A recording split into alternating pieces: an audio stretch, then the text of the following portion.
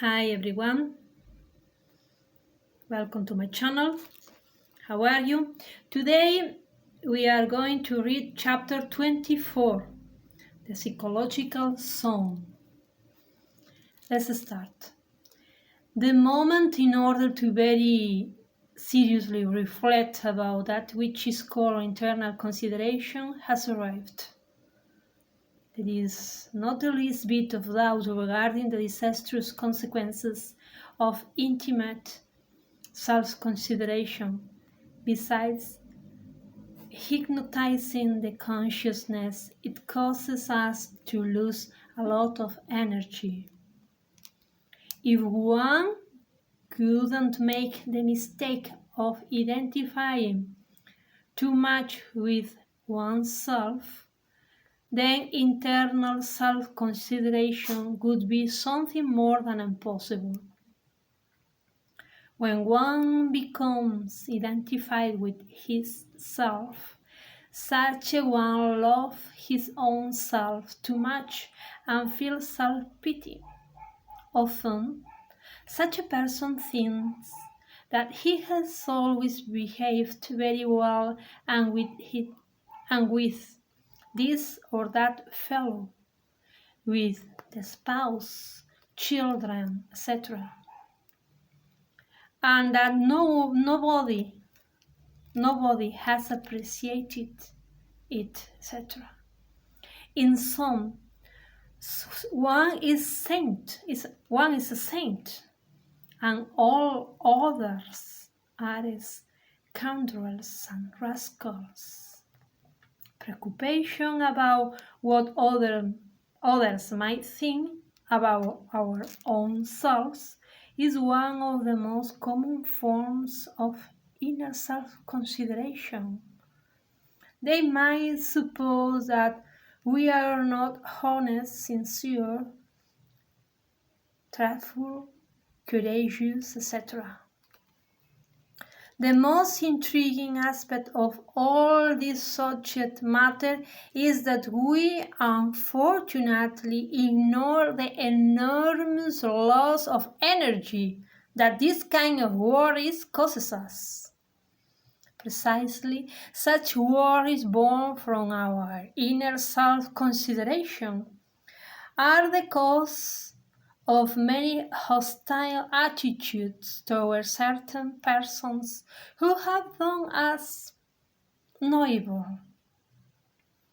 In these circumstances, loving oneself too much, considering oneself in this way, it is clear that the eye, or better if we say the eyes, instead of disappearing, become horribly fortified. A person who is identified with his self pities his own situation, and it ever occurs to him to keep account of his problems. A person who is identified with his self pities his own situation, and it even occurs to him to keep account of his problems. This is why he thinks, in spite of all his well-known generosities, this or that fellow, the good father, good mother, the neighbor, the boss, the friend, etc., have not repaid him as they were supposed to. Therefore, bottled up within this, he becomes unbearable, and boring to the entire world. Practically, one cannot talk with such a person, because any conversation will certainly end up in his accounting book of such boastful sufferings. Regarding the Gnostic esoteric work, it is written that the growth of one's soul is only possible through the forgiveness of others. If someone lives from instant to instant, from moment to moment, suffering because he feels that others owe him something, because others have mistreated him, because others have caused him bitterness, then nothing will be able to grow in his interior, because he will always sing the same song. The Lord's Prayer says, "Forgive us our trespasses, as we forgive those who trespass against us." Hence, the feeling that people owe us something, or the pain we experience, is due to the evil deeds which others caused against us, etc., are obstacles for all internal progress of the soul. Jesus, the great Kabir, said, "Agree with thine adversary quickly, while thou art in the way with him, lest at any time the adversary deliver thee to the judge, and the judge deliver thee to the officer, and thou be cast into prison. Verily I say unto thee, thou shalt by no means come out thence, till thou hast paid the uttermost farthing." Matthew 5:25-26. If they owe us, we owe. If we demand to be repaid to the last denarius, we should first pay the last farthing. This is the law of the talion: an eye for an eye, and a tooth for a tooth, an absurd vicious circle. The apologies, compliance, and the humiliations which we demand from others for the wrongs they caused us are also demanded from us, even if we consider ourselves to be humble sheep. So, to place oneself under unnecessary laws is an absurdity. It is better to place oneself under new influences. The law of mercy is a more elevated influence than the law of the violent man. An eye for an eye, a tooth for a tooth. It is urgent, indispensable, and non-excludable to place ourselves intelligently under the marvelous influences of the Gnostic esoteric work, in order to forget that people owe us, and to eliminate from our psyche any form of self-consideration. Forgive those who trespass against us. We must never allow within ourselves feelings of the wrongs inflicted on us, sentiments of revenge, resentment, negative emotions, anxieties, violence, envy, incessant remembering of debts, etc.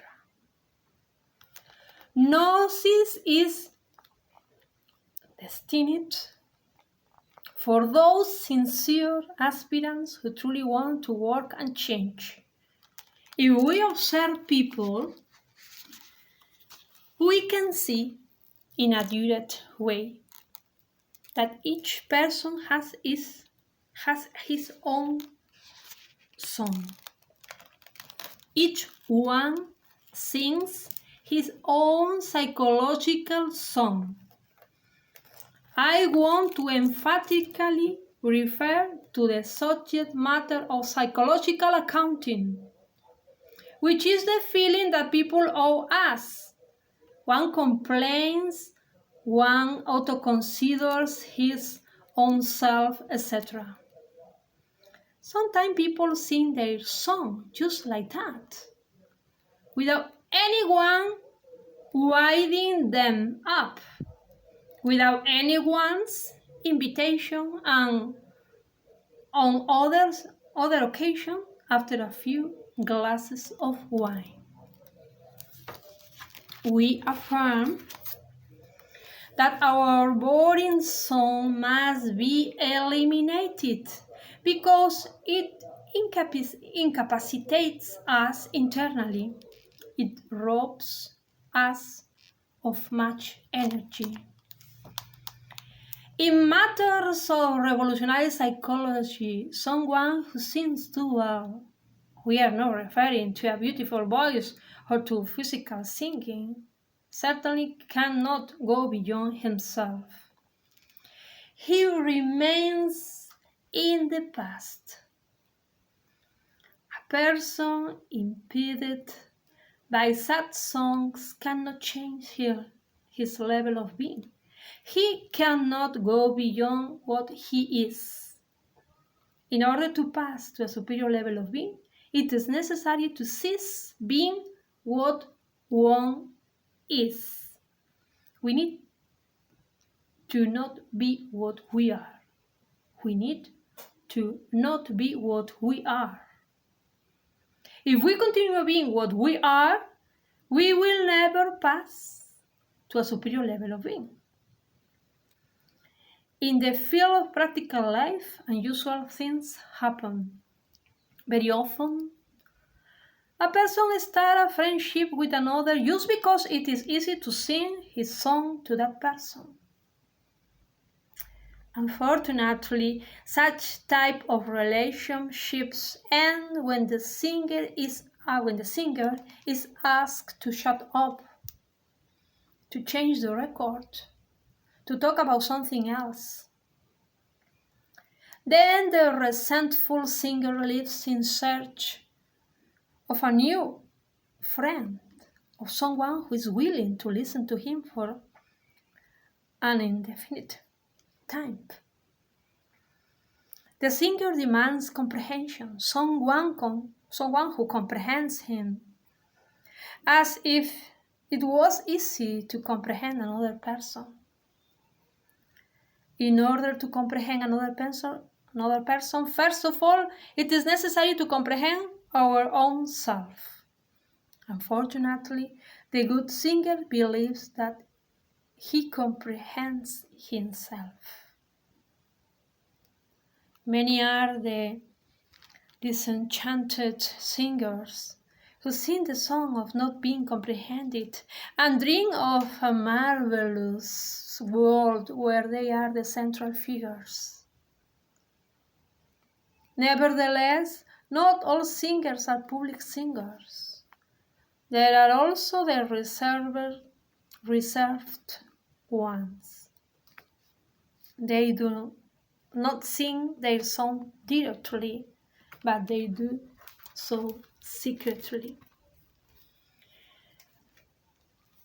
They are people who have worked much, who have suffered a great deal, who feel cheated. They think that life owes them all that which they were never capable of achieving.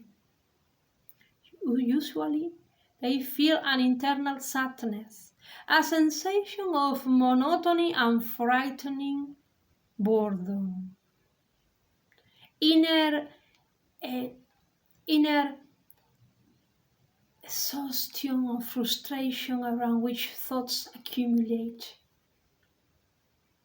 Unquestionably, Secret songs prevent us from accessing the path of the intimate self-realization of the being.